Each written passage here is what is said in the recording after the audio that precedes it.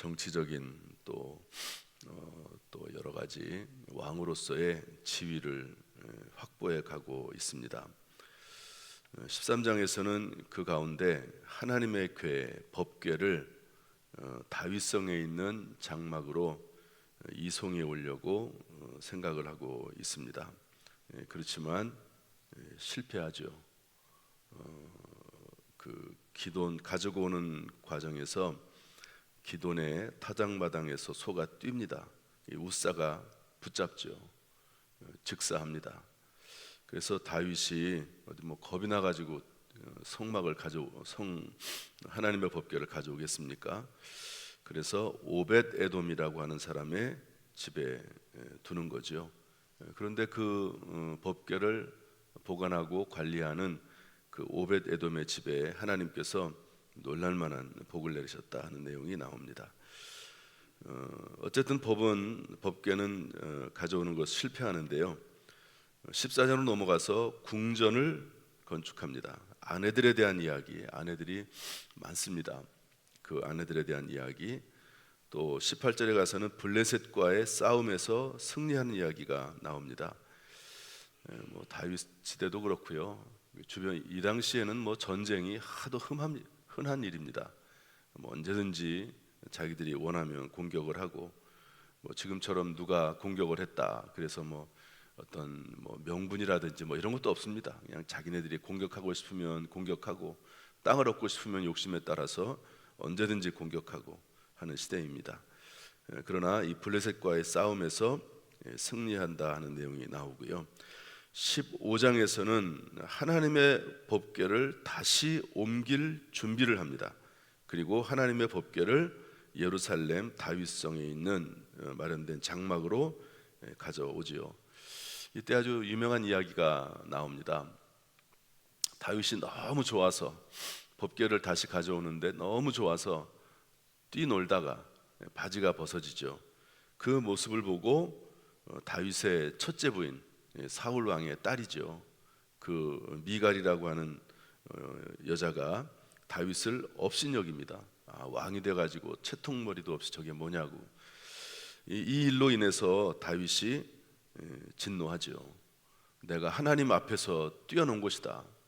내가 하나님을 찬송하는 것이고 너무 이 법궤가 오는 것이 기뻐서 그렇게 하다가 그런 일이 생겼는데 그 원인, 내가 왜 기뻐하는지, 왜 그렇게 뛰노는지 이런 것에 대한 생각은 하지 않고 왕이 채통이 없다고 그렇게 말하는 것에 대해서 다윗이 화를 내고 다시는 이 첫째 부인의 처소에 들어가지 않습니다.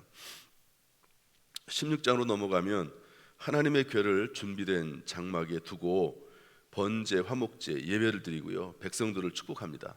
백성들에게 선물들을 다 나눠줘요. 그리고 레위 사람으로 하여금 감사, 찬양하게 하고 모든 백성은 아멘으로 화답합니다. 날마다 하나님의 궤 앞에서 섬기게 하지요. 아침과 저녁으로 예배드립니다. 감사, 찬양과 또 악기로 하나님께 영광을 돌리는 그런 모습이 나옵니다. 이런 내용 속에서 오늘 같이 교훈받을 말씀을 좀 찾아보려고 합니다. 먼저 우리 14절 말씀인데요, 우리 다 같이 읽어보겠습니다. 13장 14절 말씀 다 같이 시작. 하나님의 궤가 오베데돔의 집에서 그의 가족과 함께 석 달을 있으니라. 여호와께서 오베데돔의 집과 그의 모든 소유에 복을 내리셨더라. 다윗의 계획은 실패되죠. 그러나 그 하나님의 법궤를 오베데돔의 집에 두는데 그로 인해서 하나님께서 복을 주십니다. 우리가 이 부분에서 생각을 해봐야 될 부분들이 좀 있습니다. 분명히 이 하나님의 법궤를 다윗성에 가져오는 것 자체를 하나님께서 싫어하시거나 반대하시는 것이 아닙니다. 왜냐하면 얼마 있으면 다시 이제 법궤를 가져올 생각을 하고 실제로 가져오거든요. 그러면서 다윗이 그것을 너무 기뻐서 뛰어놀기도 하고 막 이랬습니다. 얼마나 기쁜지 막.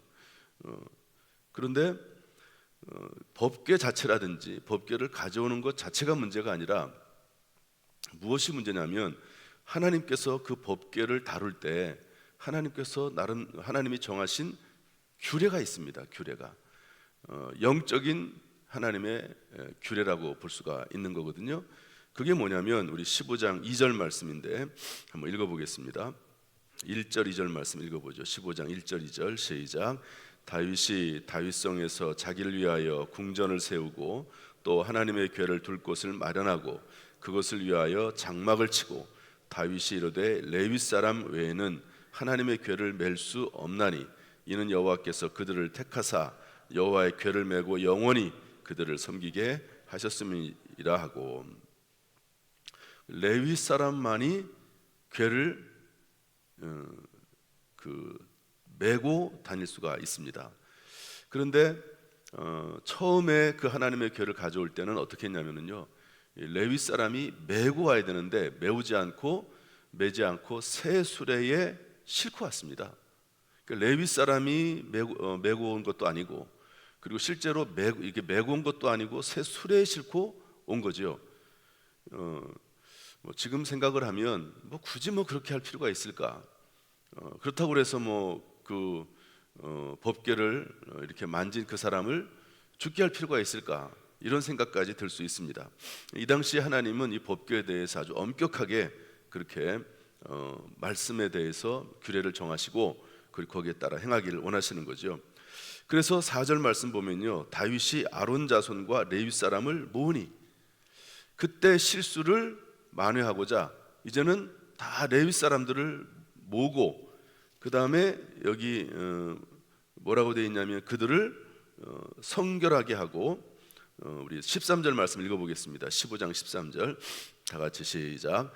전에는 너희가 매지 아니하였으므로 우리가 하나님 여호와께서 우리를 찢으셨으니 이는 우리가 규례대로 그에게 구하지 아니하였습니다. 15절 말씀 읽어보겠습니다. 15절 시작. 모세가 여호와의 말씀을 따라 명령한 대로 레위 자손이 채에 하나님의 궤를 메어 어깨에 매니라.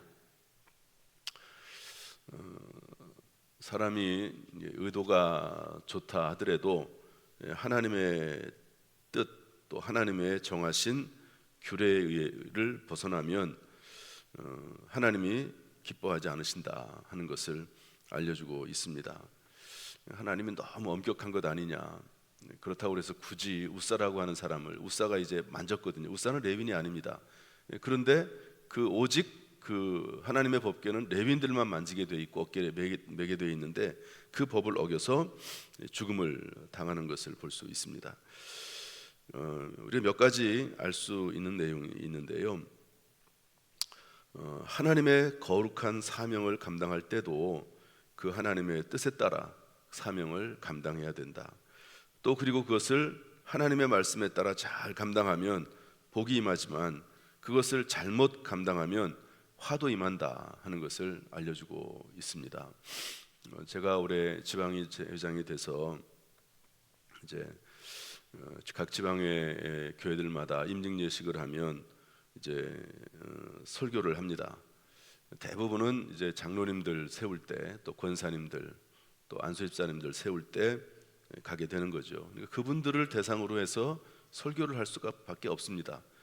만약에 제가 목사님들을 대상으로 해서 설교를 한다 그러면 설교의 내용은 완전히 또 달라질 겁니다. 근데 어쨌든 제가 설교하는 대상이 그분들이니까 그분들에게 초점을 맞추어서 설교를 하게 됩니다. 그러면서 대부분 꼭 들어가는 내용, 보통 제가 3가지 정도를 다루거든요. 그런데 대부분 들어가는 내용이 뭐냐면 이 내용입니다. 우리가 사명을 감당하는 것, 특별히 중직을 맡는 것은 귀한 일이고 복된 일이지만, 그러나 잘못 감당하면 이것이 오히려 나에게 화가 될 수도 있다 하는 이야기를 합니다.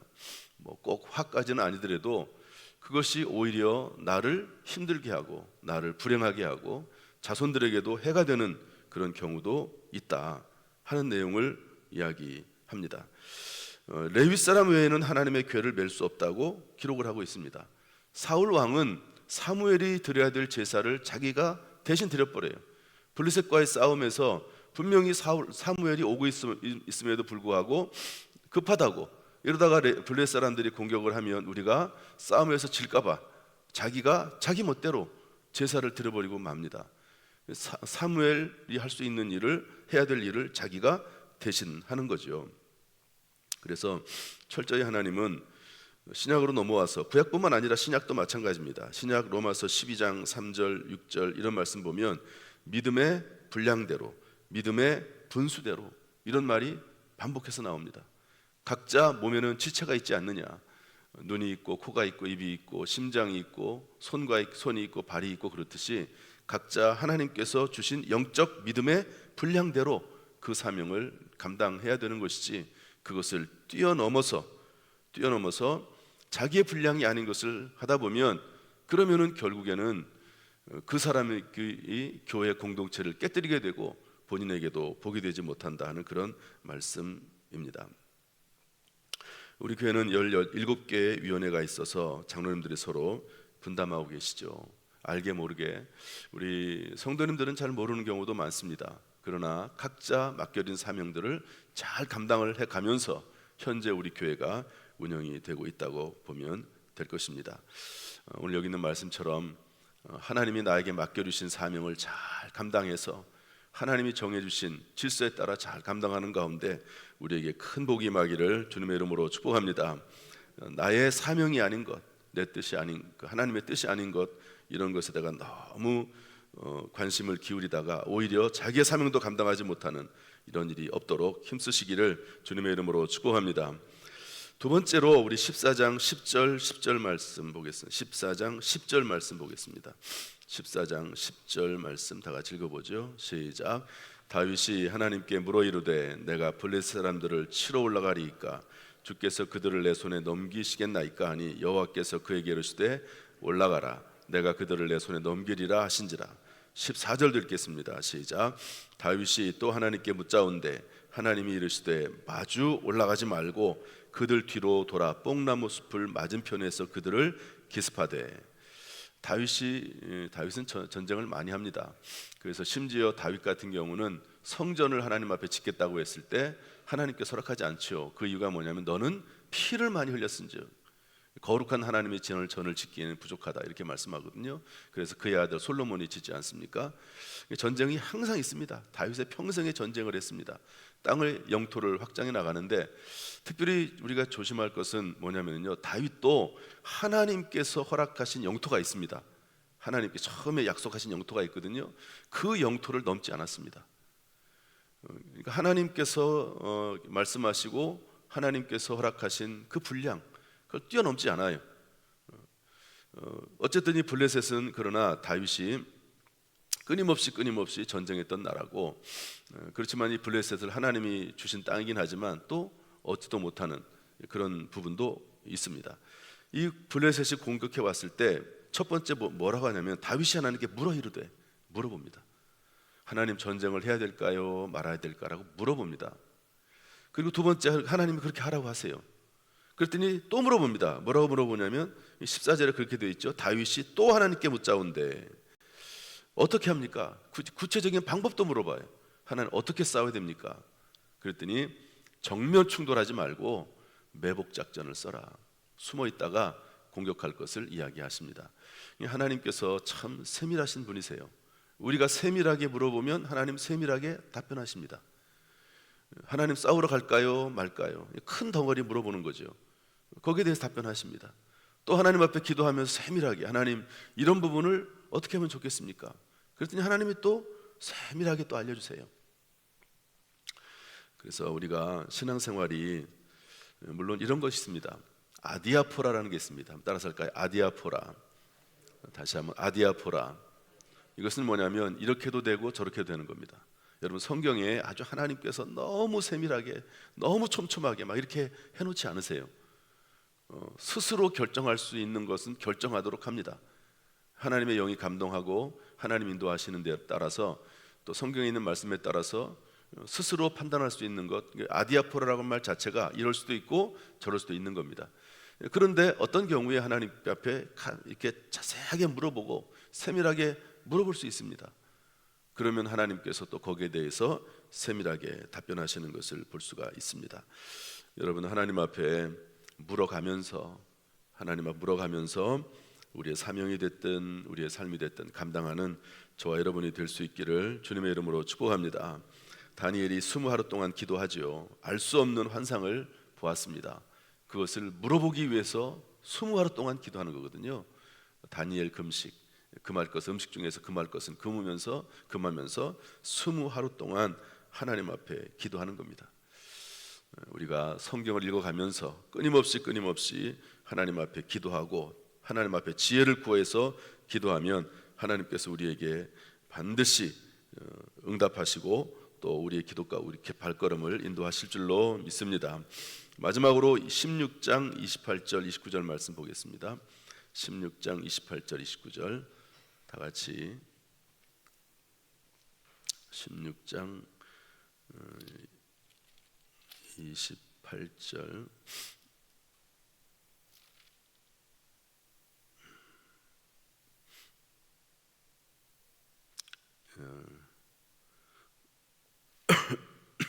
35절 말씀 보겠습니다. 16장 35절 36절입니다. 다 같이 읽어보죠. 시작. 너희는 이르기를 우리 구원의 하나님이여 우리를 구원하고 하여 만국 가운데서 건져내시고 모사 우리에게 주의 거룩한 이름을 감사하며 주의 영광을 드높일지어다. 여호와 이스라엘 하나님을 영원부터 영원까지 송축할지어다 하매 모든 백성이 아멘하고 여호와를 찬양하였더라. 아멘. 하나님의 법궤를 가져와서 제사장들로 하여금 레위 사람들로 하여금 찬송하게 하는데요. 찬송의 주된 내용은 뭐냐면 하나님을 높여드리고 영광을 돌리고 경배하고 송축하는 것입니다. 그리고 백성들이 아멘으로 화답했다고 되어 있습니다. 우리의 평생에 우리가 해야 될 일은 하나님 앞에 모든 영광과 경배와 찬송을 올려드리는 일인 줄로 믿습니다. 그러면 교만할 수 없습니다. 멸망과 파멸과 자멸에 이르지 않는 것이죠. 누구든지 마찬가지입니다. 교만하면 그때는 우리의 신앙도 내려가고 그리고 우리의 삶도 밑으로 내려가게 될 것입니다. 항상 무슨 좋은 일이 있든지 간에 하나님 앞에 영광을 돌리고 하나님을 높여드리는 모습이 우리의 죽음의 순간까지 부르시는 순간까지 있기를 주님의 이름으로 축복합니다. 신약 성경에 보면 헤롯 왕은 연설을 했을 때 사람들이 이것은 하나님의 소리, 신의 소리라고 막 아부하고 있을 때 그것을 다 받아 먹었습니다. 하나님 앞에 영광을 돌리지 아니하므로 충이 먹어 죽으니라 이렇게 기록을 하고 있습니다. 내가 영광을 다 받는 것이 아니라 하나님 앞에 모든 영광을 돌려드리는 평생 이런 삶을 사는 가운데 우리의 삶이 멸망당하지 않고 계속해서 평생 자녀손까지 우리의 삶 가운데 은혜 베풀어 주시기를 주님의 이름으로 축복합니다. 기도하겠습니다. 하나님 아버지,